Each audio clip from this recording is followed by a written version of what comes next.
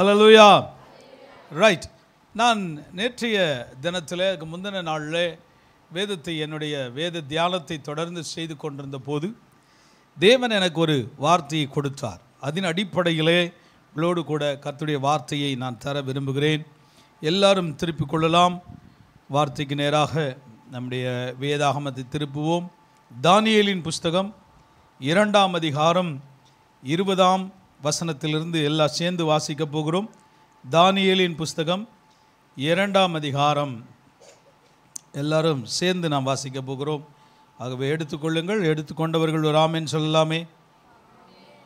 தானியேல் 2ஆம் அதிகாரத்துக்கு திருப்பிட்டீங்களா? ஆமாம், புதிய ஏற்பாட்டில் தேடினா கிடைக்காது. ஆமாம், பழைய ஏற்பாட்டில் எசேக்கியேல், அடுத்து தானியேல் 2ஆம் அதிகாரம். பிள்ளைகளுக்கெல்லாம் பைபிள் இல்லையா? எங்கே உங்கள் பைபிள்லாம்? 20ஆம் வசனத்துக்குள்ளே நாம் செல்லுவோம். சேர்ந்து வாசிக்கலாமா? 1 2 3.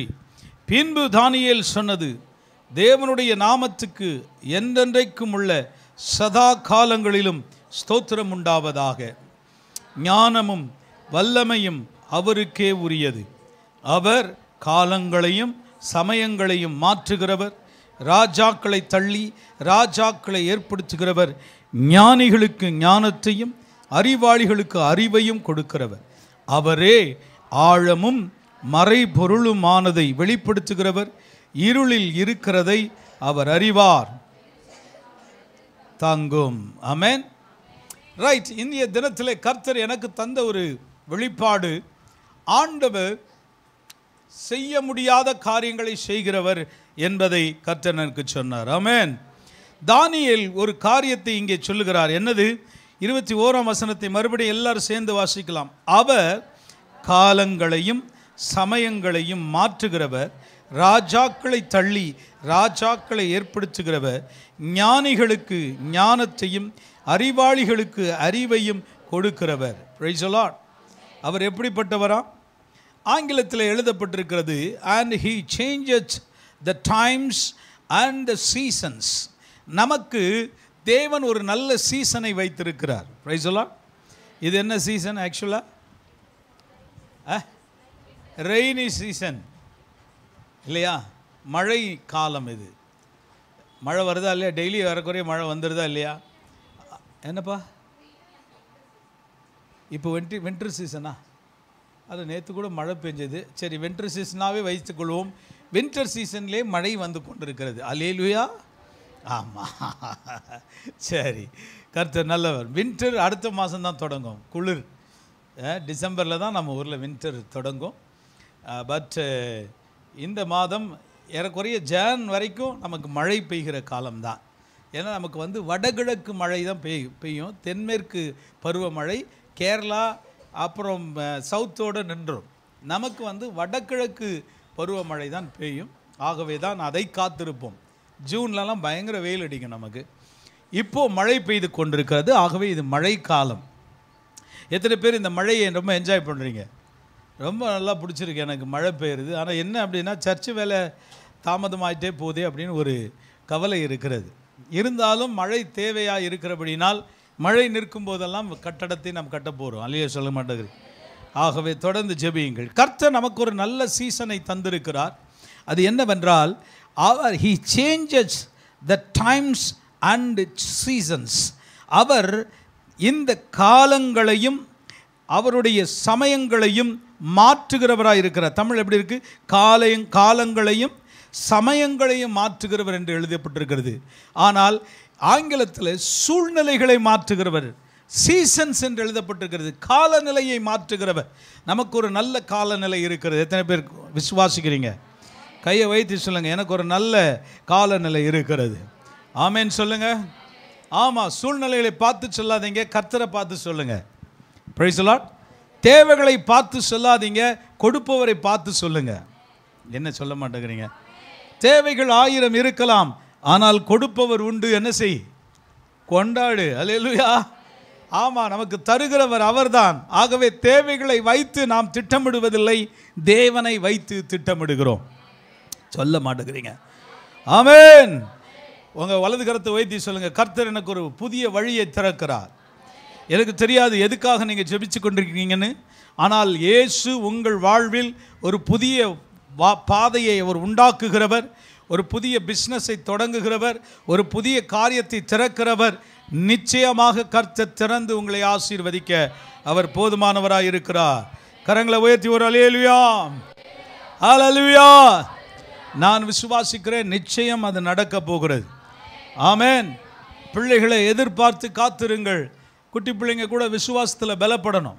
கர்த்தர் என் குடும்பத்துக்கு ஒரு நல்ல வாழ்வை தரப்போகிறார், நல்ல எதிர்காலத்தை வைத்திருக்கிறார், நல்ல வழியை திறக்கப் போகிறார் என்று நீங்கள் என்ன செய்யணும்? விசுவாசிச்சுட்டே இருக்கணும், சொல்லிகிட்டே இருக்கணும்.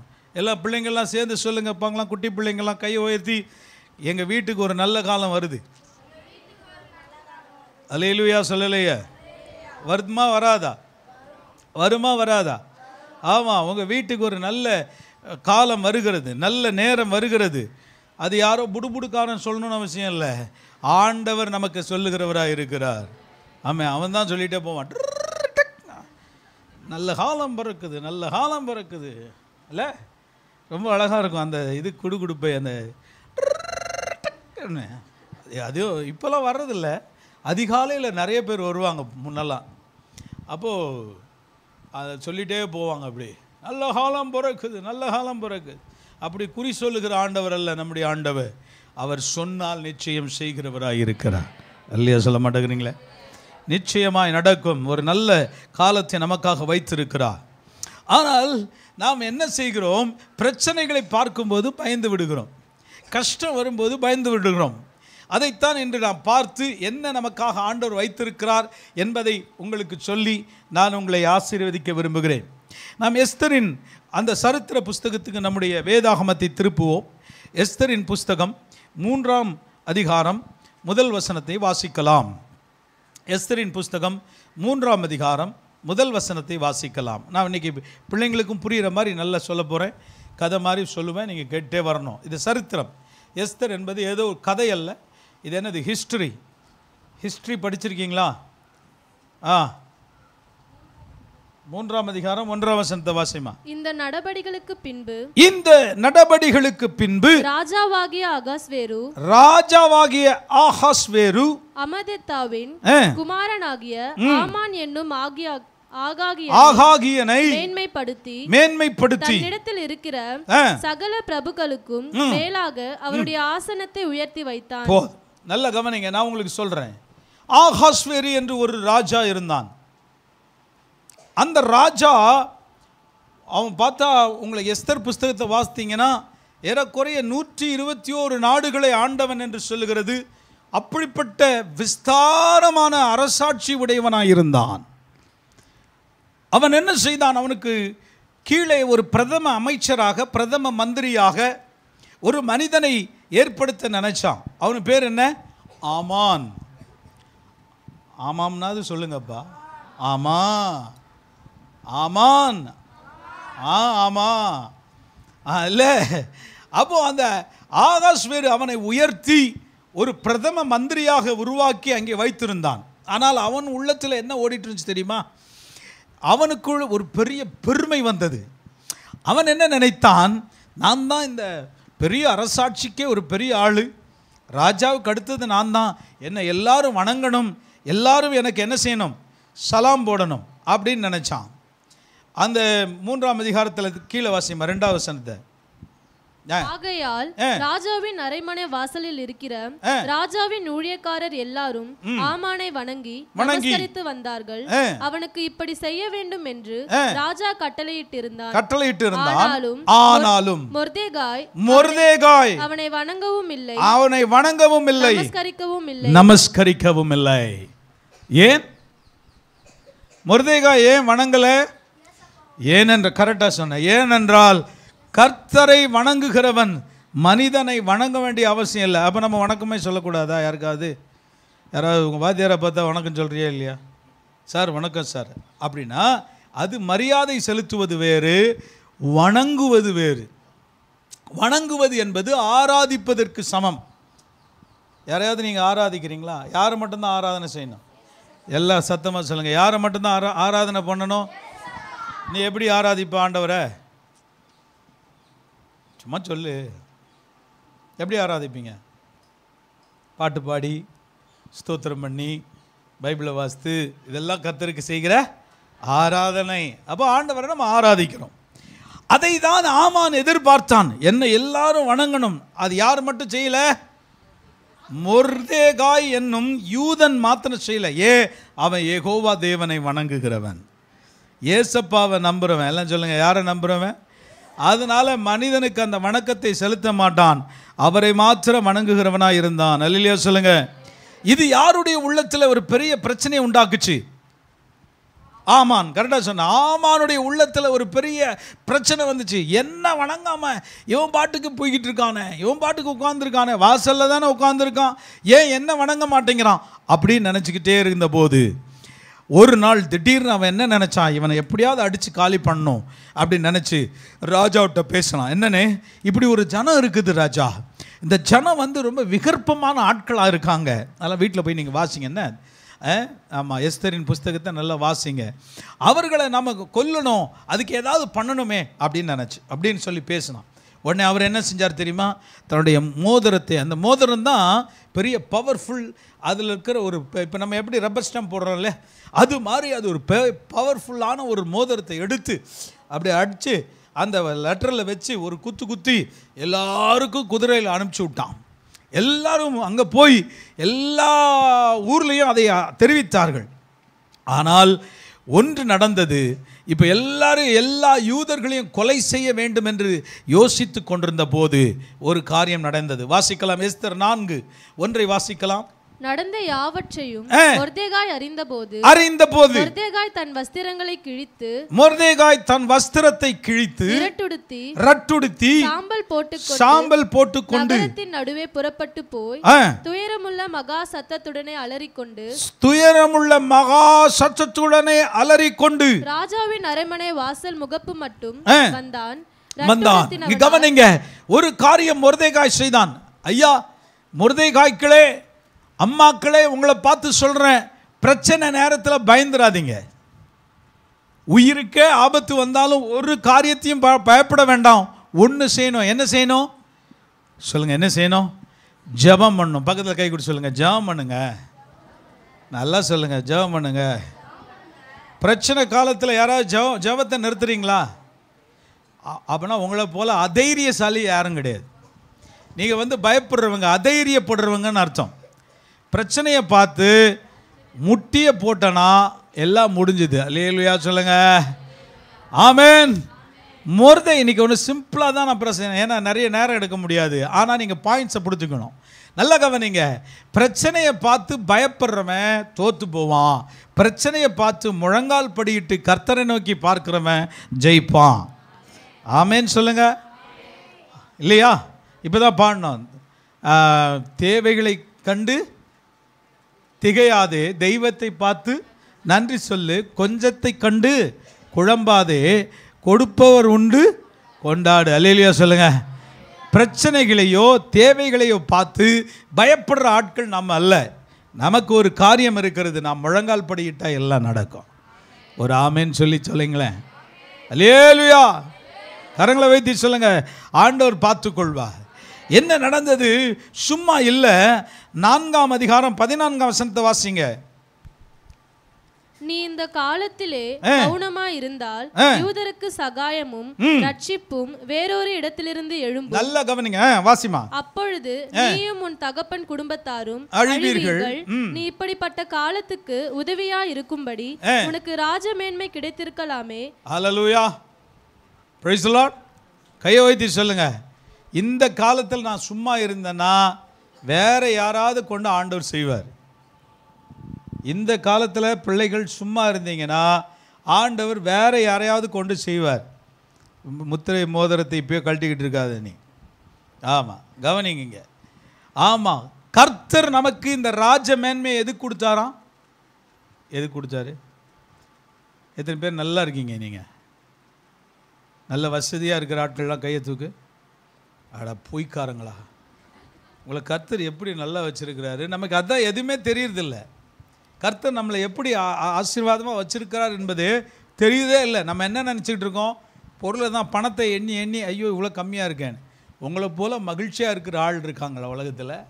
உங்களை போல் ஆசீர்வதிக்கப்பட்ட ஆட்கள் இருக்காங்களா? உங்களை போல் நன்மை பெற்றவங்க இருக்காங்களா? நம்ம திரும்பி பார்க்குறதே இல்லை எதையுமே. ஆசீர்வாதத்தை நம்ம என்ன தான் நினச்சிக்கிட்டு இருக்கோம்?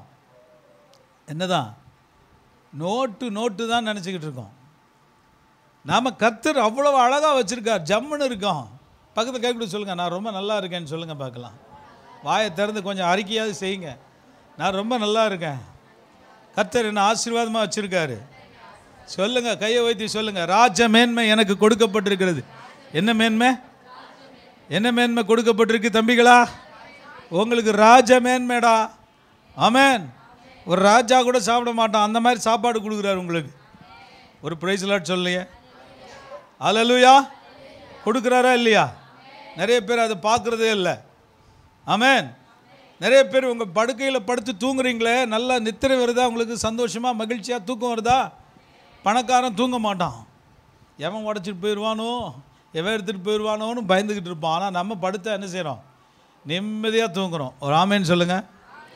ஆமாம், அதை இங்கிலீஷில் நேற்று கூட வாசித்துட்டு இருந்தேன். காசு இருந்தால் பெட்டு வாங்கலாம், ஆனால் தூக்கத்தை வாங்க முடியுமா? பெட்டு நல்லா தான் இருக்குது. ஒரு பெட்டு 1.25 லட்சம் ரூபாய்க்கு விற்கிது. ஆனால் அந்த பெட்டில் பட்டால் என்றைக்காவது கேரண்டி இருக்கா நீங்கள் தூங்கிடுவீங்கன்னு? அப்போ தூக்கத்தை தர்றவர் யார் தான்? ஆண்டவர் தான் நம்மளை நல்லா தூங்க வைக்கிறார். ஆமாம், ஒர்ஷிப்பில் கூட தூங்க வைக்கிறார்ல. ஆமாம், மகிழ்ச்சியாக தூங்குறீங்க எல்லோரும். மெசேஜ் கொடுக்கும்போது கூட நல்லா தூங்கிட்டு இருக்கீங்க. வெளியே உட்காந்து இப்போ முன்னையாவது கொஞ்சம் கட்டடத்துக்குள்ளே உட்காந்துருந்தால் புழுங்குச்சு. இப்போ அருமையாக காற்று வெளியிருந்தும் வருது, உள்ளேருந்தும் வருது, நல்லா காற்று வருது, சந்தோஷமாக நல்லா மகிழ்ச்சியாக தூங்கிடு. அப்படியா? தோத்திரம். நம்மை கர்த்தர் நிம்மதியாக வச்சிருக்காரு. நம்ம தான் பார்க்குறதில்ல. ராஜ மேன்மை கொடுத்துருக்கிறார். ஆனால் அந்த ராஜ மேன்மையை எதற்கு பயன்படுத்தணுமா? சொல்லுங்கள், எதற்கு பயன்படுத்தணுமா? தேவனுடைய காரியங்கள் நிறைவேறுவதற்கு நம்முடைய ராஜ மேன்மையை நாம் பயன்படுத்த வேண்டியது அவசியமாக இருக்குது. ஆமேன்னு சொல்லுங்களேன். உங்கள் பைசாவை நிறைய ஊழியத்துக்கு கொடுங்க. வந்துட்டாரா அவர்? சுற்றி கத்தி இங்கே வந்து நின்றுவார். உங்களுக்கு புரியலை. எவ்வளவு நாம் விதைக்கிறோமோ அவ்வளவு அதிகமாய் நாம் அறுப்போம். அல்லேலூயா சொல்லுங்கள். Price the Lord. எவ்வளவு அதிகமாய் கர்த்தர் கொடுக்கிறோமோ அவ்வளவு அதிகமாய் கர்த்தர் நமக்கு தருவார். ஏன்? இந்த ராஜ மேன்மை எதற்கு நமக்கு? சொல்லுங்கள், எதற்கு? தேவ சித்தம் நிறைவேற்றுவதற்கு. ஒரு ஆமென் சொல்லுங்களேன். இந்த ராஜ மேன்மை எதற்கு? தேவ ராஜ்யத்தை கட்டுவதற்கு. நீ இந்த காலத்தில் மௌனமாக இருந்தா கர்த்தர் வேறு ஒருவரை வேறு இடத்திலிருந்து எழுப்புவார். நீங்கள் கொடுக்கலனா யாராவது கொடுக்க வைக்க போகிறாரு. Price the Lord. சொல்லுங்க, அப்பா நம்மளை விட்டார் அப்படின்றீங்களா? அது சொல்லலை. நீங்கள் கொடுத்தீங்கன்னா உங்களுக்கு ஆசீர்வாதம். அல்லேலூயா. 16 வாசிங்கப்பா. இன்னைக்கு நான் உங்களுக்கு சொல்லித்தரேன் பாருங்க. நீர் போய் சூசானில் இருக்கிற யூதரை எல்லாம் கூடி வர செய்து 3 நாள் அல்லும் பகலும் புசியாமலும் குடியாமலும் இருந்து எனக்காக உபவாசம் பண்ணுங்க. நானும் என் தாதிமாரும் உபவாசம் பண்ணுவோம். விதமாக சட்டத்தை மீறி ராஜாவினிடத்தில் பிரவேசிப்பேன். நான் செத்தால் நான் இன்னைக்கு உங்களுக்கு சொல்லித்தர விரும்ப ஒரு காரியம் என்ன தெரியுமா? யாரு ஒருத்தன் தைரியமா இருக்கிறானோ, எந்த ஒரு சகோதரி தைரியமா இருக்கிறாளோ, நான் சொல்றேன் காரியங்கள் நிச்சயமாக நடக்கும். ஆமென் சொல்லுங்க. பிசாசு எப்போ தெரியுமா பயப்படுறான்? நீங்க பரிசுத்த ஆவியில தைரியமா இருக்கும்போது, தைரியமாய் பிரசங்கிக்கும் போது, தைரியமாக காரியத்தை முன்னெடுக்கும் போது கர்த்தர் கிரியை செய்கிறார். சொல்லுங்க, நான் தைரியமா காரியத்தை செய்ய முன் வந்திருக்கிறேன். அல்லேலூயா. இன்னைக்கு ஆண்டவர் உங்களுக்கு என்னத்தை தெரியுமா தராரு? என்ன சத்தியத்தை சொல்லி தராரு? தைரியமாயிரு. Praise the lord. சர்ச் கட்ட ஆரம்பிக்கிறதுக்கு முன்னாடி போன வாரம் கூட எனக்கு அப்படியே ஒரு மாதிரி ஒரு படபடப்பு வந்து, நானே பிரசங்கம் பண்ணுற ஆள் தான், அப்படியே பட நமக்கு வந்துடுது. அது என்ன செய்யுது? நமக்கு இவ்வளோ பெரிய வேலையை நம்ம கை வைக்கிறோமே, இது போகுமா, நடக்குமா, நடக்காதா? பிரசங்கம் நல்லா தான் பண்ணுறோம், நடக்குமா, நடக்கா, எல்லாருக்கும் அந்த படபடப்பு வருது. ஆனால் கர்த்தர் தம்முடைய வார்த்தையினால் நம்மை தைரியப்படுத்துகிறார். நான் உங்களை பார்த்து சொல்லட்டுமா? உங்கள் வாழ்க்கையை பார்த்து பயப்படாதீங்க. பிரச்சனைகளை பார்த்து பயப்படாதீங்க, தைரியமாக நில்லுங்க, தைரியமாக ஜெபம் பண்ணுங்க. கர்த்தர் காரியங்களை வாய்க்க செய்வா. ஒரு அல்லேலூயா சொல்லலையே. நாம் என்ன செய்கிறோம்? எதை பார்த்தாலும் பயப்படுறோம். ஆனால் இங்கே சாவே வந்தாலும் பரவாயில்லை, நான் செத்தாலும் சாகிறேன், ராஜாவனுடைய பிரசனத்தில் நான் போய் நிற்பேன்னு சொல்லி ஒரு ராணி என்ன செய்தாள்? அந்த காலத்தில் சும்மா யாரும் போய் பார்க்க முடியாது ராஜாவை. ஆனால் இவள் சொன்னாள், நான் செத்தாலும் சாகிறேன், போய் அங்கே பார்க்க எனக்கு நிச்சயமாக தைரியம் இருக்கிறது என்று சொன்னாள். நான் இன்னைக்கு உங்களுக்கு சொல்லித்தரேன், தைரியமாக இருங்க. பிள்ளைங்க பிரச்சனை பண்ணுறாங்களா வீட்டில், பயப்படாதீங்க, தைரியமாக சொல்லுங்கள், டே நீ இப்படி செய்ய முடியாது, ஏன்னா கர்த்தர் உன்னை தடுத்து நிறுத்துறாரு. ஆமென் சொல்ல மாட்டேங்கிறீங்களா? கர்த்தர் உன்னை பார்க்குறாரு, கர்த்தர் உன்னை தொடுறாரு, கர்த்தர் உன்னை என்ன செய்கிறார்? மாற்றுகிறார் அப்படின்னு சொல்லி தைரியமாக பெற்றோர்கள் பிள்ளைகள்கிட்ட சொல்லுங்க. கர்த்தரை மீறி அவன் ஒன்றும் செய்ய முடியாது. ஒரு அல்லையா சொல்ல மாட்டேங்கிறீங்க? ஹல்லேலூயா. கரங்களை வைத்து சொல்லுங்க, ஒரு அல்லேலூயா. கர்த்தர் மாற்றக்கூடிய வல்லமை உடையவர். விசுவாசிக்கிறீங்களா? கர்த்தர் ரட்சிக்க போதுமானவர், கர்த்தர் விடுவிக்க போதுமானவர், கர்த்தர் பலப்படுத்த போதுமானவர். இன்னைக்கு காலையில் நான் சொல்கிறேன், சபை கட்டுமான காரியத்தில் கர்த்தர் ஒரு அசாதாரண ஒரு தைரியத்தை நமக்கு தந்திருக்கிறார். ஆமென் சொல்லுங்க. ஆண்டவர் என்கிட்ட இதை தான் சொன்னேன், தைரியமாக எழும்பி காரியத்தை நடப்பிடா, நான் உன்னோடு கூட இருப்பேன், நான் உன்னை விட்டு விலகுவதும் இல்லை, உன்னை கைவிடுவதும் இல்லை. மோசேக்கு சொன்ன மாதிரி தான் ஆண்டவர் சொன்னார். யோசுவா 1:5 சொல்லப்பட்டது போல், அதுதான் என்னுடைய வாக்குத்தத்தம், அதுதான் என்னோட அழைப்பின் சத்தம். என்ன தெரியுமா? நான் யோசுவாவோடு கூட இருந்தது போல உன்னோடு கூடவும் இருப்பேன், நான் உன்னை விட்டு விலகுவதும் இல்லை, உன்னை கைவிடுவதும் இல்லை. எத்தனை பேர் விசுவாசிக்கிறீங்க இந்த காலையில்? கர்த்தர் என்னோடு கூட இருக்கிறார் என்கிற அசாத்திய ஒரு தைரியம் எனக்குள்ள இருக்கிறபடியினால் எல்லாவற்றையும் கர்த்தர் செய்ய வல்லவராய் இருக்கிறார். அல்லேலூயா, ஹல்லேலூயா, ஹல்லேலூயா. 6ஆம் அதிகாரம் 1ஆம் வசனத்தை வாசிங்கப்பா, சீக்கிரம் வாசிங்க. அந்த ராத்திரியிலே ராஜாவுக்கு நித்திரை வராதபடி. கவனிங்க, ஏன் தெரியுமா? இங்க பாருங்க, நம்ம சர்ச்சை கட்டுறதுக்கு எவனுடைய தூக்கத்தையே தொலைக்க போறாரு. உங்களுக்கு புரியல? ராஜாக்கு ராத்திரியில் நித்திரை வரலையா? ஏன் வரல? அவன் ஒரு பெண்டிங் வச்சுருக்கான். இப்போ நான் உங்களுக்கு பார்த்து சொன்னேன்ல, தூக்கம் வருதா நல்லா வரும்னு சொன்னேன்ல, வராது. ஏன் வராது? ஏன் வராது சொல்லுங்கள்? பெண்டிங் இருந்துச்சுன்னா வராது. ஹலோ, உங்களுக்கு புரியல? புரிஞ்சாலும் புரியாத மாதிரியே மெயின்டைன் பண்ணிக்கலான்னு நினைக்கிறீங்க. எப்படி? புரிஞ்சாலோ புரியாத மாதிரியே ஒரு மெயின்டெனன்ஸ். ஹலோ, நீங்கள் கொடுக்க வேண்டியதை கொடுத்து முடிக்கிற வரைக்கும் உங்களுக்கு தூக்கம் சரியாக வராது. ஏன்னா ராஜாவுக்கும் அப்படி தான் ஆச்சு. வாசிமா. காலவர்த்தமானங்கள் எழுதியிருக்கிற நடபடி புஸ்தகத்தை கொண்டு வர சொன்னான். ஏமா அந்த தூக்கம் வரலன்றத வாசிக்க மாட்டேங்கிறியா? அந்த ராத்திரியிலே நித்திரை வராதபடியினால் காலவர்த்தமானங்கள் எழுதியிருக்கிற நடபடி புஸ்தகத்தை கொண்டு வர சொன்னான். நல்ல கவனிங்க, நல்ல ராஜாவா இருக்கான். ஏன் தூக்கம் வரலன்னு பார்க்கறான். ஏன் தூக்கம் வரலையா? யாரோ ஒருவருக்கு செய்ய வேண்டிய காரியத்தை செய்யாமல் விட்டதினால் அன்னைக்கு ராத்திரி தூக்கம் வரல. ஏன்? மொர்தெகாய் ராஜாவின் உயிரை பாதுகாத்தவன். அது நடபடிகளின் புஸ்தகத்தில் எழுதி இருக்கிறது. நான் உங்களுக்கு சொல்லட்டுமா? கர்த்தர் ஒரு புஸ்தகம் வச்சிருக்கிறாரா, அதில் உங்கள் எல்லா டீட்டெயிலும், என்னெல்லாம் நன்மை செஞ்சீங்க, என்னெல்லாம் கர்த்தர் கொடுத்தீங்க, எப்படியெல்லாம் ஊழியம் செஞ்சீங்க என்பதை அவர் எழுதி வைத்திருக்கிறார் என்று வேதம் சொல்கிறது. ஒரு ஆமேன்னு சொல்ல மாட்டேங்கிறீங்க? நீங்கள் கொடுக்குறீங்கன்னா அது சும்மா போயிருமா? பாஸ்டர் கூட மறந்துடுவார் எவ்வளோ கொடுத்தீங்கன்னு. இப்போ நீங்கள் கேட்டிங்கன்னா கண்டிப்பாக தெரியாது. ஆனால் ஆண்டவர் தம்முடைய புஸ்தகத்தில் எழுதி வைத்திருக்கிறார். அவருக்கு நித்திரை வராது. உங்களுக்கு திரும்ப கொடுக்கிற வரைக்கும் அவர் தூங்கவே மாட்டார், உறங்கவும் மாட்டார், ஒரு நாளும் உங்களை உறக்கத்துக்கு விட்டுவிடவும் மாட்டார். கர்த்தர் நிச்சயமாக உங்களை என்ன செய்வார்? ஆசீர்வதிப்பார். அல்லேலூயா சொல்லுங்க. ராஜ மேன்மையை திரும்ப உங்களுக்கு தருவேன் என்கிறார். ஒரு அற்புதமான வாழ்க்கையை, எதிர்காலத்தை தருவேன் என்கிறார். நீங்கள் பயப்படவே வேண்டாம். கர்த்தர் உங்க கூட இருக்கிறார். உங்களை ஆசீர்வதித்து காக்க அவர் போதுமானவராக இருக்கிறார். ஆமென் சொல்லுங்க. ஜெபிக்கிறவங்க ஜெபிங்க, தேவனை தேடுகிறவர்கள் தேடுங்க, உபாசிக்கிறவங்க உபாசிங்க. நான் சொல்றேன், எல்லாவற்றையும் தைரியமாய் செய்யுங்க. கரங்களை வைத்து சொல்லுங்க, எல்லாவற்றையும் எப்படி செய்யுங்க? தைரியமாக செய்யுங்க. தம்பிமார் உங்களை பார்த்தான் சொல்லிக்கிட்டு இருக்கேன். எல்லாவற்றையும் எப்படி செய்யுங்க?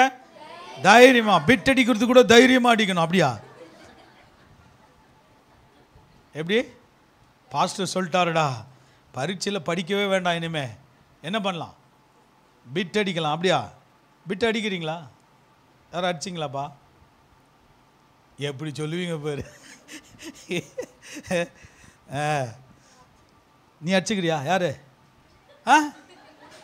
தைரியம் சொல்லிட்டான்டாவா, சர்ச்சில் சொல்லிட்டான் பாரு நான் பிட் அடிச்சேன்னு. உங்கள் கிளாஸ்லேயும் நிறைய பேர் பிட் அடிப்பாங்களா? சரி, இப்போ நான் ஒரு கேள்வி கேட்குறேன். பிட் அடிக்கிறதுனா என்னது? பார்த்தே தெரியுது அவளுக்கு, பார்த்து எழுதுறது அதுதான் பிட் அடிக்கிறது. நல்லா இருக்குது. சரி, கிளாஸை கட் அடிக்கிறதுனா என்னன்னு தெரியுமா? அது தெரியாது. நல்ல வேலை தெரியல. நல்லா கவனிங்க. ஆகவே நமக்கு ஒரு அசாத்திய தைரியத்தை தந்திருக்கிறார். எங்கே பார்த்தாலும் ஆண்டவரை சொல்லுங்கடா, நான் கிறிஸ்தவன் சொல்லுங்க, கர்த்தருடைய பிள்ளைன்னு சொல்லுங்க. ஆண்டவனுக்கு ஒரு ராஜ மேன்மையை வச்சிருக்கிறார், ஒரு அற்புதமான எதிர்காலத்தை வச்சிருக்கிறார், ஒரு பெரிய வாழ்வை வைத்திருக்கிறார், ஒரு பெரிய எதிர்காலத்தை வைத்திருக்கிறார். ஆமேன் சொல்லுங்க. சரி, இந்த காரியத்தை சுதந்திரிக்கு ஒரு 5 செகண்ட்ஸுக்கு வலது கரத்தை உயர்த்தி எல்லாரும் கர்த்தரை ஸ்தோத்திரம் பண்ணுங்க பார்க்கலாம். ஹல்லேலூயா, ஹல்லேலூயா, ஹல்லேலூயா, ஹல்லேலூயா. எல்லாம் சொல்லுங்க, என்ன கர்த்தர் உயர்த்த வல்லவராய் இருக்கிறார். ஆமென், ஹல்லேலூயா. இரண்டாவது மார்க் சுவிசேஷம் 6ஆம் அதிகாரம் 3ஆம் வசனத்தை வாசிக்கலாம். மார்க் சுவிசேஷம் 6ஆம் அதிகாரம் 3ஆம் வசனம். இவன் தச்சன் அல்லவா, இவன் தச்சன் அல்லவா, மரியாளுடைய குமாரன் அல்லவா, யாக்கோபு, யோசே, யூதா, சீமோன் என்பவர்களுக்கு சகோதரன் அல்லவா. இவன் சகோதரிகள் நம்மிடத்தில் இருக்கிறார்கள், எல்லாரும் நம்மிடத்தில் இருக்கிறார்கள் அல்லவா என்று சொல்லி அவரை குறித்து இடரல் அடைந்தார்கள். லிசன், அவரை குறித்து என்ன சொன்னார்களாம்? இவர் மனுஷகுமாரன் அல்லவா. இயேசு கிறிஸ்து, நான் உங்களோடு கூட ஏற்கனவே இந்த இயேசுவினுடைய அந்த தாழ்மையை குறித்து உங்களோடு பேசியிருக்கிறேன். பிலிப்பியர்களே நாம் வாசிக்கிறோம், அவர் தேவனுக்கு சமமாய் இருந்து அதை கொள்ளையாடின பொருளாய் எண்ணாமல் தம்மைத்தாமே வெறுத்து அடிமையின் சாயலாகி மனுஷ சாயலானார் என்று எழுதியிருக்கிறதை நீங்கள் வாசிக்கிறோம். நல்லா கவனிங்க. அவர் யாருடைய குடும்பத்தில் பிறந்தார்? மரியாள் என்னும் குடும்பத்தில் அவர் பிறந்தார்.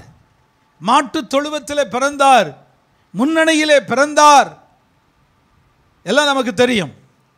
அவர் பிறந்தது யோசேப்பு என்கிற ஒரு குடும்பத்தில். அதாவது யோசேப்பு அவருடைய பயாலஜிக்கல் ஃபாதர் அல்ல, அவருடைய மாம்சீக தகப்பன் அல்ல. இயேசு பரிசுத்த ஆவியினால் இந்த உலகத்தில் பிறந்த பரிசுத்தமான தெய்வம் என்று சொல்கிறவர்கள் ஒரு அல்லேலூயா பக்கத்தில் கைட்டு சொல்லுங்க. இயேசு பரிசுத்தமானவர் சொல்லுங்க பார்க்கலாம். ஆமாம், அவர் பிறப்பில் பரிசுத்தம், அவருடைய வளர்ப்பில் பரிசுத்தம், அவருடைய இறப்பில் பரிசுத்தம், அவருடைய உயிர்ப்பில் பரிசுத்தம், எல்லாமே பரிசுத்தத்தில் இருந்துச்சு. ஆமேன்னு சொல்லுங்க. கவனிங்க. ஆனால் அவருக்கு கீழே பிள்ளைகள் பிறந்தார்களா இல்லையா? சொல்லுங்க. இப்போ யோசேப்புக்கும் மரியாளுக்கும் எத்தனை பிள்ளைகள் பிறந்தாங்களாம்? 12. அடிச்சு விடுறது அப்படியே, சும்மா சொல்லி வைப்போம். 12 இருக்கிறதுல ஹையஸ்ட் நம்பரு. அதனால யார் சொன்னது 12ன்னு? யோசேப்பு. ஓ, அந்த யோசேப்பா, யாக்கோபு யோசேப்பு. நாங்கள் புதிய ஏற்பாட்டில் இருக்கும்போது நீர் பழைய ஏற்பாட்டில் போவது என்ன? சரி கவனிங்க நல்லா. இப்போ அவருக்கு கீழே கத்தோலிக்க மக்கள் சொல்லுவாங்க, மரியாள் கடைசி வரைக்கும் குழந்தையே பெறலன்னு. வேதம் தெளிவாக சொல்லுது. எத்தனை குழந்தைங்க பிறந்தாங்களாம்? வாசிப்பா. யாக்கோபு, யோசே, யூதா. ஏப்பா மெதுவா, நான் கேட்குற அளவுக்கு நல்ல சத்தம் வைங்கல இதுக்கு. யாக்கோபு. ஏப்பா ஒன்றுமே கேட்கலவா வாசிக்கிறது, சத்தம் வைங்கடா. வாசிமா. யாக்கோபு, யோசே, யூதா, சீமோன் என்பவர்கள் சகோதரன் அல்லவா? லிசன், முதல்ல நம்ம அதை கவனிப்போம். யார் எத்தனை பேர் பிறந்தாங்க? யாக்கோபு, யோசே, சீமோன், யூதா. நல்லா கவனிங்க. முதல்ல அவருக்கு கீழே எத்தனை பயல்வ பிறந்தானுங்க? 4 பேர். இயேசுவுக்கு எத்தனை சகோதரர்கள் இருந்தாங்க? 4 பேர். சகோதரிகளை பத்தி யாருக்காவது தெரியுமா? ஆனா சகோதரிகள் பிறந்தாங்கன்னு சொல்லி பைபிள் அங்கே சொல்லுது. அதே வசனத்துல வாசிமா. இவன் சகோதரிகளும் இங்கே நம்மிடத்தில் இருக்கிறார்கள், இங்கே நம்மிடத்தில் கல்யாணம் பண்ணி கொடுத்திருக்காங்க அல்லவா? நான் ஒரு சரித்திர புஸ்தகத்தை வாசித்தேன். நேற்றைய தினத்திலே உட்கார்ந்து ஒரு ஆங்கில புத்தகத்தை வாசித்துக் கொண்டிருக்கும் போது அதிலே இயேசுவினுடைய வாழ்க்கை சொல்லப்படாத சில ரகசியங்கள் சொல்லப்பட்டிருக்கிறது. இயேசு கிறிஸ்து அவர் அந்த வீட்டில் பிறந்த உடனே சிறுவனாய், அதாவது வாலிப வயது வந்த உடனே யோசேப்பு மரித்து போகிறார். யோசேப்பு மரித்த போது அத்தனை குடும்ப பொறுப்பும் யார் மேலே வந்துருச்சு? இயேசுவின் மேலே வந்துருச்சு. இயேசு தான் அந்த குடும்பத்தை நடத்தி செல்ல வேண்டியதாக இருக்கிறது. அந்த சரித்திர புஸ்தகத்தில் எழுதப்பட்டிருக்கிறது, இயேசுவின் தகப்பன் ஒரு தச்ச வேலை செய்பவராய் இருந்ததினால் அவருக்கு ஒரு கடை இருந்தது. அந்த கடையிலே இயேசு கிறிஸ்து தானே உட்கார்ந்து அந்த தச்சு வேலையை செய்து பொருட்களை எடுத்து கடையில் வைத்து வியாபாரம் செய்து கொண்டிருந்தார் என்று எழுதப்பட்டிருக்கிறது. ஏன்னா மொத்த குடும்ப வேலையும் குடும்ப பொறுப்பு யார் மேல விழுந்துருச்சு? இயேசு மேல. இயேசு தான் அதை பார்க்க வேண்டியதாய் போயிட்டு. ஏன்னா சீக்கிரத்தில் யார் மரித்து போனது? யோசேப்பு, தகப்பனாகிய யோசேப்பு மரித்து போனார் இல்லையா? சில குடும்பங்களை பார்க்குறேன், இந்த மூத்த அண்ணன் கல்யாணமே பண்ண மாட்டான். நிறைய குடும்பங்களை பார்த்துருக்கேன். அந்த ஃபர்ஸ்ட் எல்டர் பிரதர், ஏன் தெரியுமா? அவங்களுடைய குடும்பத்தை எங்கள் ஒரு டீச்சர் இருக்காங்க சோளிங்கரில். அந்த டீச்சர் அத்தனை தம்பிகளுக்கும் கல்யாணம் பண்ணி வச்சாங்க, தங்கச்சிகளுக்கு கல்யாணம் பண்ணி வச்சாங்க. அவங்க மட்டும் திருமணமே செய்து கொள்ளலை. ஏன்? அப்பா அம்மா அதை செய்ய முடியலை. அவங்க அரசாங்க டீச்சராக மாறி வேலை கிடைத்து அவங்க எல்லாம் செஞ்சாங்க. அப்படி தான் இயேசுவும் முழு பொறுப்பையும் எடுத்துக்கொள்ள வேண்டியதாக இருந்தது. அவருக்கு எத்தனை தம்பிகள் இருந்தாங்களாம்? ஜேம்ஸ், ஆமாம், யாக்கோபு, யோசேப்பு, யோசே என்று சொல்லப்பட்டிருக்கிறது, யோசேப்பு, சீமோன், அப்புறம் யூதா. ஒவ்வொருத்தரும் ஒவ்வொரு கேரக்டர். யாக்கோபு கடைசி வரைக்கும் நம்பவே இல்லை. அவருடைய சகோதரர்கள் இயேசுவையே விசுவாசிக்கலன்னு எழுதியிருக்கு பைபிளில். பண்டிகை நாள் வந்தபோது என்ன சொன்னாங்க இயேசுவை பார்த்து? ஏம்பா, அற்புதம் செய்கிறவன் என்ன வீட்டுக்குள்ளே உட்காந்து அற்புதம் செஞ்சுக்கிட்டு இருப்பான்? எங்கே போய் அற்புதம் செய்யணும்?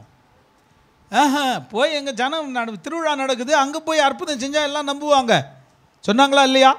இயேசுவை விசுவாசிக்காத அவர்கள் சகோதரர்கள், அவருடைய ஒவ்வொரு கேரக்டரும் ஒவ்வொரு மாதிரி. இந்த யூதா இருக்காரு, யூதாவை நான் பார்க்கும்போது எனக்கு திடீர்னு தாவீது ஞாபகம் தான். அவர் டேவிட் சுட்டி, எப்படி சுட்டி பையனாக இருந்திருக்காரு. அதனால தான் அவர் நிருபத்தை வாசித்தீங்கன்னா உங்களுக்கு தெரியும், அவர் பயங்கரமான கோபக்காரன் மனுஷன். அவர் சொல்லுவார், நான் சாதாரண ஒரு விசுவாசத்தை குறித்து எழுத நினைக்கும் போது ஆண்டவர் என்னை குறித்து என்ன சொன்னார்? வரப்போகிற காரியங்களை குறித்து எழுது. பயங்கர ரெவலேஷன் உள்ள ஆள், பயங்கர வெளிப்பாடு பெற்ற ஒரு ஆள் தான் யூதா. இப்படி பல விதத்தில் இந்த குடும்பத்தில் மக்கள் இருந்த ஒவ்வொருவருக்கும் பொண்ணு கேட்டிருக்கோம், அண்ணே பென்சில் வாங்கி தரலண்ணே, எல்லாம் தேர்ந்து போச்சு. இயேசு தன்னுடைய சகோதரிகளை படிப்பதற்கும் அனுப்பினார் என்று அந்த சரித்திர புஸ்தகம் சொல்லுகிறது. அப்போல்லாம் சினகாக்ல தான் படிக்க வச்சாங்க. சினகாக்னா என்னதுமா? ஜபாலயம். ஜபாலயத்தில் தான் ஒரு ஸ்கூல் நடக்கும். அந்த ஸ்கூலில் தான் எல்லாம் சொல்லி தருவாங்க. அந்த ஸ்கூலுக்கு அனுப்பி அந்த பிள்ளைகளை படிக்க வைத்தா அப்படின்னா எவ்வளோ தேவை இருந்திருக்கும்? யோசித்து பாருங்கள், எவ்வளோ தேவை இருந்திருக்கும். வீட்டில் அத்தனை பிள்ளைங்களை 8 பிள்ளைகள் அவருடைய சகோதரிகளை குறித்து சொல்லப்பட்டிருக்கிறது. மிரியாம், மார்த்தா, ரூத் என்கிற 3 சகோதரிகள். அப்போ 4 3 எத்தனை ஆச்சு? 7. 4 3 10. கணக்கும் தப்பா போகுது. ஆனால் இதில் என்ன நடந்திருக்கிறது? ஆமோஸ் என்கிற ஒரு சகோதரன் பிறந்த உடனே கொஞ்ச நாள்லேயே அவனுக்கு ஒரு ஜுரம் வந்து மரித்து போனான் என்று ஆமோஸை குறித்து அவனுடைய குடும்பத்தில் பிறந்த இயேசுநாதருடைய குடும்பத்தில் பிறந்த ஆமோஸ் என்கிறவன் மரித்து போனான். நான் யோசித்தேன், இயேசு அந்த குடும்பத்தில் இருக்கும்போதே ஒரு மரணம் நடந்திருக்கிறதே. லிசன், நான் உங்களுக்கு ஒரு ரகசியத்தை சொல்லித்தரேன். இயேசு மனிதனாய் வந்தபோது முழுவதுமாய் மனிதனைப் போலவே அவர் வாழ்ந்து காட்டினார். எல்லா காரியத்திற்கும் தன்னை அர்ப்பணித்தார். குடும்ப சூழ்நிலைகளை அவர் அற்புதம் செஞ்சு அப்பத்தை கட்டையை எடுத்து அப்பமாய் மாற கடவுது. ஏன்னா கட்டை தானே வச்சுருக்காரு. ஒரு பலகை எடுத்து ரவுண்டாக ஒரு பலகை இருக்குது, அந்த பலகை எடுத்து இது அப்பமாய் மாற கடவுதுன்னா மாறாதா? மாறும். ஆனால் அவர் உழைத்து சம்பாதித்து அந்த குடும்பத்தை காப்பாற்றினார். ஒருவேளை குடும்ப கஷ்டத்தோடு நீங்கள் போராடுகிறீர்களோ, கர்த்தர் அதை செய்து காண்பித்திருக்கிறார். உன் கஷ்டத்தில் கர்த்தர் கூட இருப்பார், உன் பிஸ்னஸ் ஆசீர்வதிப்பார் என்று சொல்லி கொடுப்பதற்காகவே அவர் தானே மனிதனாய் நம்மோடு கூட அவர் வாழ்ந்தவராய் இருக்கிறார். கையை வைத்தி ஒரு அல்லையா சொல்லுங்களேன்.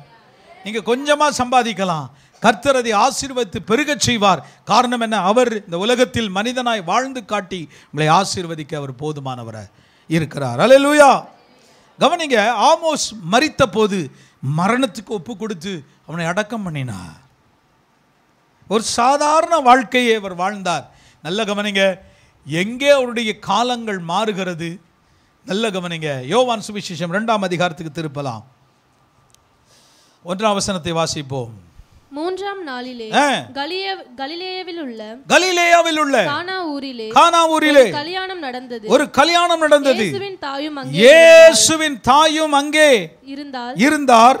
இயேசுவும் அவருடைய சீஷர்களும் கல்யாணத்துக்கு அழைக்கப்பட்டிருந்தார்கள். திராட்சரசம் குறைவுபட்டிருந்தது. இயேசுவின் தாய் அவரை நோக்கி அவர்களுக்கு திராட்சரசம் இல்லை என்றார்.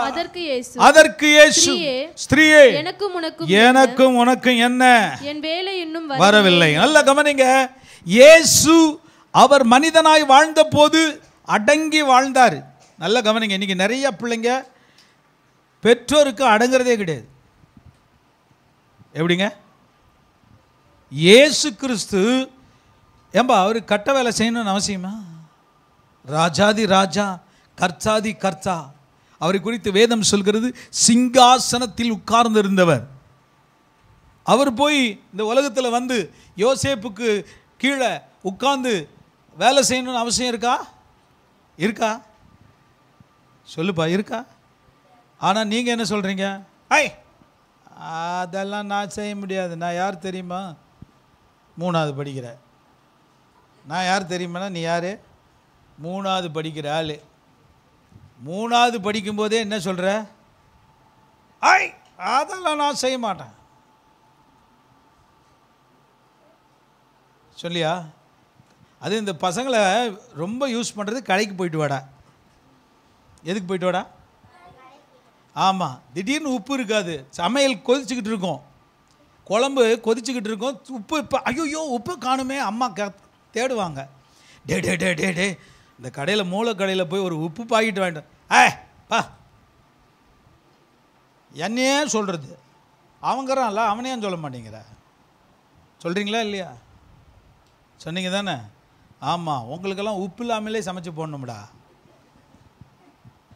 என்ன இல்லாமல் சமைச்சு போடணும்? உப்பே இல்லாமல் சமையல் பண்ணி போடணும். ஆமாம், இயேசு அடங்கி வாழ்ந்தார். ஹலோ, இயேசுனார் எப்படி வாழ்ந்தார்?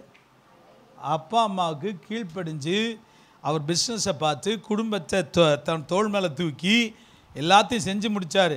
அப்படி செய்கிறது தான் தேவனுடைய சித்தமாக இருக்கிறது. வாசிக்கலாம் எபேசியர். அதனால தான் இன்றைக்கி உங்களை போக விடலை. நீங்கள் இருந்து உங்களுக்கும் சேர்ந்து பிரசங்கம் பண்ணலான்னு. எபேசியர் 6ஆம் அதிகாரம் 1-2 வாசிப்பா. பிள்ளைகளே கவனி பிள்ளைகளே, உங்கள் பெற்றோருக்கு கர்த்தருக்குள் கீழ்ப்படியுங்கள், இது நியாயம். ஆனா நீங்க என்ன பைபிள் வச்சிருக்கீங்க? பிள்ளைகளே பக்கத்து வீட்டு அங்கிளுக்கு கீழ்ப்படியுங்கள், இது நியாயம். பக்கத்து வீட்டு அங்கிளுக்கு நல்லா கீழ்ப்படிவான். அங்கிள் சொல்லுவார், டே டே அந்த கடையில் போய் அது வாங்கிட்டு வாடா, இது வாங்கிட்டு வாடா. Okay uncle. என்ன நொங்கிள்? வேதம் சொல்லுது யாருக்கு கீழ்ப்படியுங்க? வாசிமா. உங்கள் பெற்றோருக்கு கர்த்தருக்குள் கீழ்ப்படியுங்கள். இது நியாயம். இது என்னது? நியாயம். அப்ப நீ பண்றதெல்லாம் ஆமா, நீயே சொல்லிக்கிட்டு இருக்க. அப்ப நீ பண்றதெல்லாம் என்னது? அநியாயமா? பண்ணீங்களா? ஹலோ, ஏய் முடியலடா, காலெல்லாம் வலிக்குது, கொஞ்சம் பெருக்கிடுறா. என்ன காலெல்லாம் வலிக்குது? அப்படியே என்ன நீ பெரிய ஆஃபீஸரா? எப்படி சொன்னீங்களா? என்ன பெரிய ஆஃபீஸர் மாதிரி பேசிக்கிட்டு இருக்க? நிறைய பிள்ளைகள் இப்போ இன்னைக்கு குடும்பத்தில் அந்த மாதிரி பண்ணிக்கிட்டு இருக்கீங்க, ஆசீர்வாதமே வராது. ஏன்னா பைபிள் சொல்லுது இது நியாயம். என்னது? இயேசுநாதர் செய்த நியாயமானால் நீயும் நியாயம் செய். இல்லையா? பெற்றோருக்கு எப்படி கீழ்ப்படியணுமா? கர்த்தருக்குள் கீழ்ப்படியணும். ஒரு ஆமேன்னு சொல்லுங்க. ஆனால் கர்த்தரை விட்டு மற்றதுக்கெல்லாம் கீழ்ப்படிவோம் இல்லை? டே எந்திரா, மணி 7:45 கோயிலுக்கு போகணும். கீழ்ப்படியா நீ? ஐய் போ, நீ போ, நான் வரல. சர்ச்சுக்கு போகலாம் வாடா, நான் வரல. ராத்திரியெல்லாம் வீடியோவை பார்த்துட்டு இப்போ எல்லா பிள்ளைங்க கையிலையும் என்ன இருக்குது? ஆமாம், செல்ஃபோன் இருக்கிறது. எங்களுக்கு தெரியாத எல்லா ஆப்ரேஷனும் உங்களுக்கு தெரியுது இல்லை? ராத்திரி முழுசும் பார்த்துட்டு சர்ச்சில் வந்து பாட்டு பாடும்போது எப்படி பாடுறான்? பாத்திரம் பாட்டு பாடும்போதே தூக்கம் வருது சிலருக்கு. ஏன்? ராத்திரிலாம் செல்ஃபோன். கீழ்ப்படிவது நியாயம். உனக்கு நன்மை உண்டாயிருப்பது. கவனி, உனக்கு நன்மை உண்டாயிருக்கும்படி, நன்மை உண்டாயிருப்பதற்கும் பூமியிலே உன் வாழ்நாள் நீடித்திருப்பதற்கும் உன் தகப்பனையும் தாயையும் கனம் பண்ணு. உன் அப்பா அம்மாவை கனம் பண்ணு. அப்படின்னா என்ன அர்த்தம்? உங்க அப்பா அம்மாவை கனம் பண்ணுன்னா என்ன அர்த்தம்? ஏதாவது பெரிய கனமாக தூக்கி அவங்க தலையில் வைக்கணும் அப்படியா? கனம் என்பது ஹானர்னு இங்கிலீஷில் சொல்லப்பட்டிருக்கு. அவங்கள மரியாதை கொடு. மரியாதை கொடுனா எப்படி? வரும்போது போகும்போதுல எந்த சின்னன்னு குட் மார்னிங் சார் அப்படியா? அவங்க சொல்கிறதுக்கு கீழ்ப்படிறது தாண்டா கனம் இல்லை? பிள்ளைகளுக்கு தெரியறதில்ல. வாழ்நாள் நீடிது. அதனால தான் பாதியிலேயே நிறைய பிள்ளைங்க போய்கிட்டு இருக்குது புட்டுக்கிட்டு. உங்கள் அப்பா அம்மாவை கனம் பண்ணுங்க. அவங்க எப்படிப்பட்டவங்களா இருந்தாலும் கிறிஸ்துவுக்குள் கீழ்ப்படியுங்க. அவங்கள கனம் பண்ணுங்க. வாசிமா அடுத்த வசனத்தை வாசி. பிதாக்களே நீங்களும் பிள்ளைகளை கோபப்படுத்தாமல். பிதாக்களே கையை வைத்து ஒரு அல்லேலூயா சொல்லுங்க. ஏப்பா பிதாக்கள் சொல்லுனா அம்மாக்கள் சொல்லிக்கிட்டு இருக்கீங்க. அப்பா மாரே ஒரு அல்லேலூயா, மாமா மாரே ஒரு அல்லேலூயா. தோத்திரம். நீங்க என்ன பண்ணணுமா? வாசிமா. நீங்களும் உங்கள் பிள்ளைகளை கோபப்படுத்தாமல் கர்த்தருக்கேற்ற சிட்சையிலும் போதனையிலும் வளர்ப்பீர்களாக. அப்படின்னா என்ன அர்த்தம்? உங்க பிள்ளைக்கு என்ன செய்யணும்னு நீங்க விரும்புறீங்களோ, உங்க பிள்ளை என்ன செய்யணும்னு விரும்புறீங்களோ அதை நீங்க செஞ்சு காட்டுங்க. பைபிள் படி பைபிள் படி அப்படின்னா படிக்க மாட்டான். நீங்க எடுத்து வச்சு பைபிளை படிச்சுக்கிட்டே வாடா, என்ன பாரு என்ன அழகா இருக்கு, இதை நான் ஒரு கதை மாதிரி சொல்றேன் வான்னு கூப்பிட்டா வருவான். ஜோம் பண்ணியானா ஜோம் பண்ண மாட்டான். வாடா ஜோம் பண்ணலான்னு கூப்பிடுங்க. ஒரு அல்லையா சொல்லுங்க. அப்பா அம்மாரு சொல்லுங்க. அப்பா அம்மாருக்கு எல்லாம் அமைஞ்சு போச்சு போல. அம்மா அம்மாரு சொல்லுங்க. ஒரு அல்லேலூயா. இப்போ இயேசு அந்த குடும்பத்தில் ஒரு நபராக இருந்து அது வரைக்கும் ஒன்றுமே அவர் செய்யலை. பட் ஒரு சீசனல் சேஞ்ச் வந்தது. எங்கே வந்தது? இப்போ தான் யோவான் 2ஆம் அதிகாரத்துக்கு வரோம். இயேசு அங்கே தண்ணீரை திராட்சரசமாய் மாற்றுகிறார். அது வரைக்கும் அவர் பொறுமையாக காத்திருந்தார். Price the Lord. ஒரு சகோதரி கவனிங்க, நல்ல கவனிங்க. இப்படி ஜெபம் பண்ணிட்டு இப்படி நடக்கும்னு எதிர்பார்க்காதீங்க. ஏற்ற நேரம் வரைக்கும் காத்துருங்க. ஆமென். முட்டி போட்டு ஸ்தோத்திரம் ஸ்தோத்திரம் ஸ்தோத்திரம் 3 ஸ்தோத்திரம் போட்ட உடனே பாஸ்டர் என்ன பாஸ்டர் ஒன்றுமே நடக்கலை, என்ன பண்ணீங்க? 3 ஸ்தோத்திரம் போட்டேன் பாஸ்டர். ஸ்தோத்திரம். காலங்கள் வரும் வரைக்கும் காத்துருங்க. இயேசு அது நிறைவேறு வரைக்கும் காத்து கொண்டிருந்தார். ஒரு நாள் வந்தது, அவரும் அவருடைய சீஷர்களும் அந்த விழாவுக்கு அழைக்கப்பட்டிருந்தார்கள். இயேசு போனார், அங்கே குறைவு வந்தது. இப்போ அவருடைய அற்புதங்கள் ஆரம்பிக்கிறது. முதல் அற்புதமாக அவர் செய்த காரியம் என்ன தெரியுமா? தண்ணீரை திராட்சரசமாய் மாற்றினார். பொறுமையாக காத்துரு. ஒன்றும் நடக்கலையா? காத்துரு. ஒன்றும் நடக்கலையா? சோத்திரம் போடு. இன்னும் ஜெபம் பண்ணு. இன்னும் காத்துரு. இன்னும் ஏற்ற வேலைக்காக காத்துரு. கர்த்தர் ஒரு சீசனை வைத்திருக்கிறார். கரங்களை உயர்த்தி ஒரு அல்லேலூயா சொல்லுங்க பார்க்கலாம். கர்த்தர் எனக்காக ஒரு நல்ல சீசனை வைத்திருக்கிறார். அன்னைக்கு அவர் நடந்து வருவார், கடல் மீது நடந்து வருவார், அவர் என்னை காப்பார், அவர் எனக்கு தேடி வருவார். அது வரைக்கும் விடாம விடாம விடாம விடாம அவர் என்ன பொறுப்பில் வச்சிருக்கிறாரோ அந்த பொறுப்பை நான் நிறைவேற்றி கொண்டே இருப்பேன்னு சொல்றவங்க கரங்களை உயர்த்தி ஒரு அல்லேலூயா, சத்தமா ஒரு அல்லேலூயா. கடைசியாக ஒரு கேரக்டரை சொல்லி நான் முடிக்க போறேன். அப்போஸ்தலர் நடபடிகள் 9ஆம் அதிகாரம் 1ஆம் வசனத்தை வாசிக்கலாம். தாவீது, பைபிள் எங்க தாவீது? சவுல் என்பவன் இன்னும் கர்த்தருடைய சீஷரை பயமுறுத்தி கொலை செய்யும்படி பிரதான ஆசாரியனிடத்துக்கு போய் இந்த மார்க்கத்தாராகிய புருஷராகியும் ஸ்திரீயாகியும் தான் கண்டுபிடித்தால் அவர்களை கட்டி எருசலேமுக்கு கொண்டு வந்து நிருபங்களை கேட்டு வாங்கினான். போய் போது எஸ் ஓகே போதுமா, நேரம் இல்லை. நல்ல கவனிங்க, நான் ஒரு சுருக்கமாக சொல்கிறேன். சவுல்னு ஒன்றே உங்களுக்கு யாரும் ஞாபகம் வருது? பழைய ஏற்பாட்டு சவுல் எப்படி இருப்பான்? வேதம் சொல்லுது அவன் இருக்கிறதுல உயரமானவன். சவுல் எப்படிப்பட்டவனா? இருக்கிறதுல ஹைட். எல்லாரையும் தேடி பார்க்குறான், அவன் மட்டும் ஹைட்டாக தர்றான். சிவந்த மேனி உள்ளவன், ரொம்ப அழகானவன். அதே பெயரை கொண்ட ஒருவர் தான் புதிய ஏற்பாட்டில் இருக்கிறார். அவர் பேரும் சவுல். அல்ல கவனிங்க, இவர் எப்படிப்பட்டவர்? வைராக்கியமுள்ள, மார்க்கத்துக்கு வைராக்கியம், அதாவது மத வைராக்கியம் பிடித்தவர். யார்? யூத மதத்தில் வைராக்கியமுள்ள ஒரு நபர் இந்த சவுல் என்பவர். இவர் என்ன செய்தாராம்? லெட்டர் கேட்டு வாங்குறாரு. ஐயா லெட்டர் கொடுங்க, என்ன செய்யணும்? வாங்கிட்டு போய் என்ன செய்ய போகிற? இயேசுவை நம்புற அத்தனை பேரும் தீர்த்து கட்டணும்னு சொல்லி லெட்டரை வாங்கிட்டு எங்கே போகிறாராம்? தமஸ்குவுக்கு போகிறார். தமஸ்குவுக்கு போன உடனே அந்த இடத்துல கர்த்தர் அவரை சந்திக்கிறார். தமஸ்குவில், லிசன் மீ கேர்ஃபுல்லி, நல்லா கவனிச்சாதான் உங்களுக்கு புரியும். இயேசு அவரை வந்து சந்தித்த உடனே என்ன ஆனதாம்? அவருக்கு கண்ணு தெரியாமல் போயிடுச்சு. இயேசுவை பார்த்து, அந்த ஒளியை பார்த்து, அந்த சத்தத்தை கேட்ட உடனே என்ன வேணா கீழே விழுந்தார். குதிரையில் போயிட்டு இருக்காரு.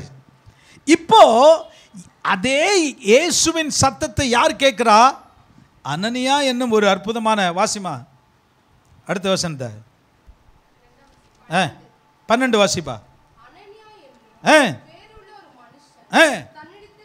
வரவும் அடையும்படி வைக்கவும் தரிசனம் கண்டான் என்றான். லிசன் மீ, கவனிங்க.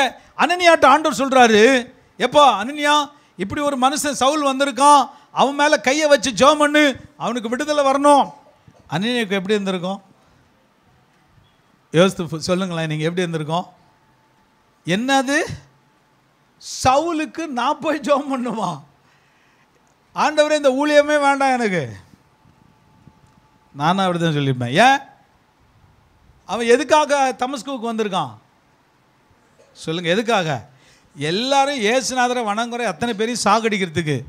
என்கிட்ட போய் அவனுக்கு ஜெபம் பண்ண சொல்கிறீங்களே, இது கர்த்தருடைய சத்தமா? ஒருவேளை பிசாசு தான் நம்மளை மாட்டி விடுறானோ? என்ன யோசித்திருப்போம்? பிசாசு தான் மாட்டி விடுறான் போலுக்குது. அவனுக்கு போய் ஜெபம் பண்ணி அவன் நம்மளை போட்டு தள்ளி யோசிச்சுட்டே போகிறாரு, ஓடுறாரு. ஆண்டவர் சொல்லிட்டாரு அப்படின்னு சொல்லி ஓடிட்டு இருக்காரு. இது உண்மையாக இருக்குமா? போனால் அங்கே ஒரு கட்டடத்துக்குள்ள சவுல் கிடக்கிறான். நல்லா கவனிங்க, சவுல் கிடக்கிறான். அவனுக்கு போய் ஜெபம் பண்ண போகிறாரு. அவன் பக்கத்தில் ஆயுதம் தாங்கிய வீரர்கள் இருக்கிறார்கள். ஏன்? இவன் அரசாங்க ஊழியக்காரன், அரசாங்க வேலை செய்கிறவன். அவனுக்கு பாதுகாப்பாய் வந்த வீரர்கள் அங்கே நிற்கிறதை நீங்கள் வீட்டில் போய் வாசிங்க. இவர் தொடப்போகிறார், அவன் சொல்கிறான் தள்ளி நில்லுங்க, அவரை தொடக்கூடாது யாரும். அதில் ஆண்டவர் அவரோடு சொன்னதுனாலே நேராக போய் கையை வைத்தார். 3 நாள் கண்ணு தெரியல அவருக்கு. அப்போ தான் வெளியே பார்க்க முடியல, ஆனால் உள்ளே பார்த்தாரு. பிரைஸ்லா, தன்னைத்தானே பார்க்க நேர்ந்தது, நான் யார் என்பதை அவர் பார்க்க நேர்ந்தது அவருக்குள்ளே. அதனால தான் சொல்கிறார் தீமோத்தேயுக்கு எழுதின நிருபத்தில், பாவிகளில் பவுல் என்ன சொல்கிறார் தன்னை பற்றி? பாவிகளில் பிரதான பாவி நான் அப்படிங்கிறார். தன்னை பார்க்க நேர்ந்தது. இப்போ வந்து கையை வைக்கிறார். லிசன், நல்லா கவனிங்க, நான் முடிக்க போகிற நேரம் இல்லை. நல்ல கையை வச்சு ஜெபம் பண்ண உடனே கண்களில் இருந்த செதில் கீழே விழுந்ததாம். விழுந்த பிறகு போஜனம் பண்ணினார். உடனே ஞானஸ்நானம் எடுத்தார். உடனே என்ன செய்தாராம்? வாசிக்கலாம். 9:21 வாசிங்கம்மா. அதே அதிகாரத்தில் சொல்லப்பட்டிருக்கு, கேட்டவர்கள் எல்லாம் ஆச்சரியப்பட்டு எருசலேமில் இந்த நாமத்தை தொழுது கொள்ளுகிறவர்களை நாசமாக்கி அப்படிப்பட்டவர்களை கட்டி பிரதான ஆசாரியர்களிடத்திற்கு கொண்டு போகும்படி வந்தவன் அல்லவா இவன். இப்போ அவருக்கு பேர் என்ன? பேர் என்ன வந்துச்சு சொல்லுங்கப்பா. இப்போ பேர் என்ன பேர் வந்துச்சு? பவுல். பவுல்னா என்ன அர்த்தம் சொல்லுங்க? பவுல்னா என்ன அர்த்தம் தெரியல. லிட்டில்னு அர்த்தம், சிறிய. எங்க ரட்சிக்கப்பட்ட பிறகு எப்படி பேர் நம்ம யோசிப்போம்? சில கேட்பாங்க, பாஸ்டர் வேதாகமத்திலே ஒரு பெரிய தீர்க்கதரிசி பேரை வைங்க பாஸ்டர், சொல்றாங்களா இல்லையா? ஆமா. ஆனா பவுல் என்னன்னு வச்சுக்கிட்டாரா? சிறிய, லிட்டில். நல்ல கவனிங்க. அவர் வாழ்க்கை என்னவோ, அவருடைய பெயர் என்னவோ சிறியதாக இருந்தது, ஆனால் அவருடைய ஊழியம் என்னவோ மிகவும் பெரியதாக இருந்தது. ஒரு ஆமென் சொல்ல மாட்டேங்கிறீங்க? நான் என்ன சொல்ல வரேன் தெரியுமா? எந்த அளவுக்கு நம்ம கர்த்தருக்கு முன்பாக தாழ்மைப்படுகிறோமோ அந்த அளவுக்கு கர்த்தர் நம்மை மேன்மைப்படுத்துவா. சொல்லுங்க. அவர் பேரே என்னன்னு வச்சுக்கிட்டாரு? சிறிய. இவ்வளோ நாள் அவர் பேர் எப்படி இருந்தது? பயங்கர டாம்பிகமாக சவுல்னு வச்சுருந்தாரு. பெரிய ராஜா தான், முதல் ராஜா, இஸ்ரவேலுக்கு முதல் ராஜா யாரு? சவுல். அவருடைய பேரை வச்சிருந்தாரு. ஆனால் ரட்சிக்கப்பட்ட பிறகு யார் பேரை வச்சாரு? பவுல், சிறியவன். ஆமென் சொல்லுங்க. நான் பவுலோட வாழ்க்கையை வாஸ்து முடிக்க முடியல. அவர் ஊழியத்தை அங்கே போனால் அவனை செத்து போனவனை தூக்கி எழுப்புறாரு, இங்கே வந்தால் குருட்டு கண்ணை திறக்கிறாரு, அந்த பக்கம் போனால் ஒரு பெரிய பிரச்சனையை மாற்றி விடுறாரு, இந்த பக்கம் பார்த்தா 39 அடிகள் வாங்கி உயிரோடு இருக்கிறாரு, தூக்கி பாழும் கணத்தில் போடுறான், எந்திரிச்சு வர்றாரு. எப்படி இதெல்லாம் நடக்குது சொல்லுங்க? ஒரு புது சீசன் அவருக்கு ஆரம்பிச்சது. இவ்வளோ நாள் அவருக்கு ஒரு சீசன் இருந்துச்சு. அந்த சீசன் அவர் அதிகமாய் கஷ்டப்பட்டார், துன்பப்பட்டார், அடிக்கப்பட்டார். ஆனால் அதுக்கு பிறகு ஒரு சீசன் வந்தது. கர்த்தருடைய வாழ்வை மாற்றினார். ஒரு அல்லேலூயா சொல்லுங்களேன். கர்த்தர் நமக்கு ஒரு சீசனை வச்சிருக்கிறார்.